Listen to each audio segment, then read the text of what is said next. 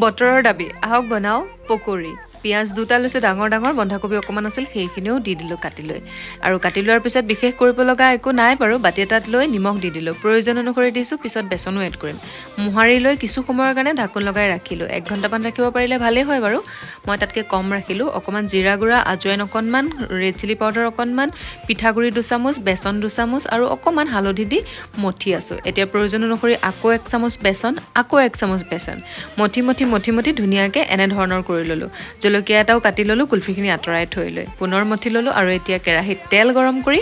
পকৰি ভাজিব পৰা হৈ গ'ল বৰষুণ যে নেৰিছে আকৌ পৰিব ধৰিছে সেয়েহে পকৰি খাবলৈ মনটো গৈছে এয়া আমাৰ পকৰি ৰেডি চাহকাপৰ লগত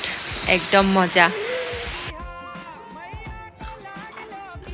শব্দটো শুনি নিশ্চয় খাবলৈ মন গৈছে নহয়নে জল্দি যাওক পাকঘৰলৈ আৰু বনাওক আজিলৈ আহোঁ বাই